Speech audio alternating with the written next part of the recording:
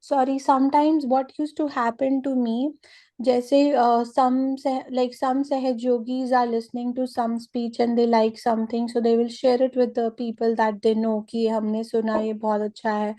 तो कई बार ऐसा होता था कि तो वो नेक्स्ट डे हमसे मुझसे डिस्कस करते थे, तुझे क्या समझ में आया वहां से।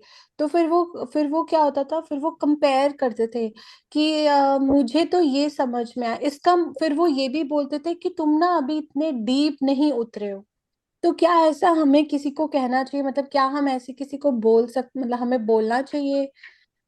तो फिर वो इंट्रोस्पेक्ट करता है खुद में कि यार मैं कहाँ पीछे रह गया कि मुझे ये बात नहीं पता चली, या मुझे ये बात पता चलनी चाहिए थी। जैसे कोई भी स्पीच है उसमें आप मे बी आप और मैंने, वो दोनों ने, सहयोगीज ने वो स्पीच सुनी, मे बी मुझे वो कुछ उसमें जितना मुझे समझ में आया उतना समझ में आया, शायद आपको ज्यादा समझ में आया, मुझे कम समझ में आया। फिर हमने डिस्कस किया और फिर आपने हमें कहा कि नहीं अलीशा, आपने ये आपको कम समझ में आया है, आप दोबारा सुनना या कुछ ऐसे। क्या हमें ये सब ऐसे डिस्कस करके किसी को बताना चाहिए या बोलना चाहिए?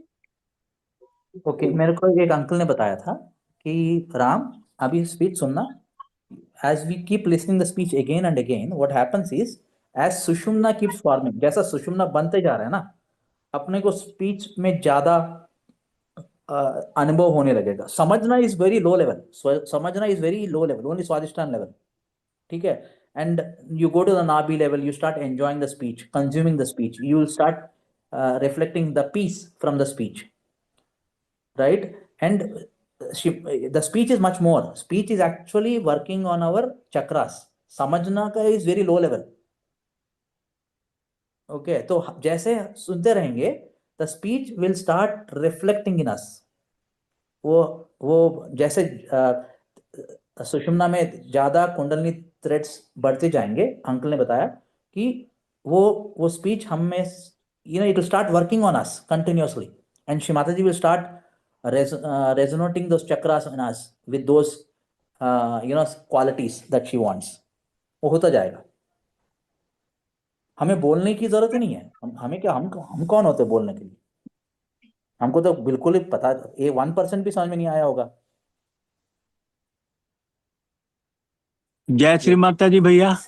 यशवंत भैया। भैया आप बिल्कुल ठीक कर रहे हैं। जैसे माँ का सेंटर पर मराठी में स्पीच होता है, वो हम ज्यादा इंजॉय करते हैं, समझ में नहीं आता है लेकिन इंजॉयमेंट ज्यादा होता है। या करेक्ट करेक्ट, इसलिए आपने ये सुना होगा, I don't know if you heard it, एक तत्व की बात करके एक स्पीच है, तत्व की बात, है ना? उसमें माँ बोलती है,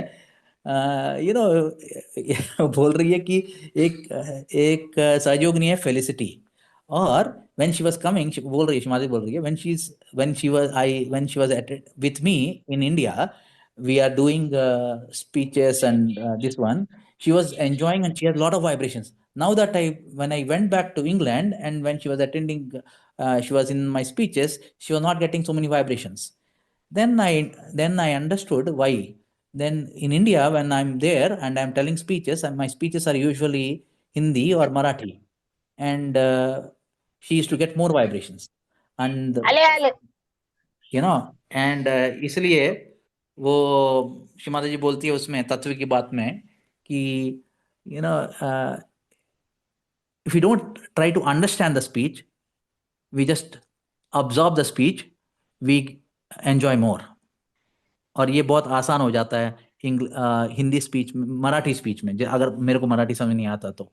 if so that's why in regional languages also हमको, we should not be, we should let people enjoy the speech in its original form, English में हो या इंग्लिश में हो या मराठी में हो, कोई भी लैंग्वेज में हो, शिमाजी का तीनों लैंग्वेज है।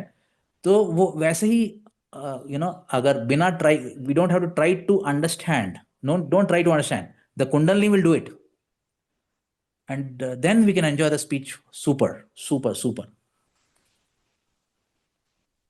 थैंक यू भैया, थैंक। भैया आपकी बात एकदम सही है, बट क्या आपने कभी देखा है लाइफ में कि जिसका ध्यान बहुत अच्छा है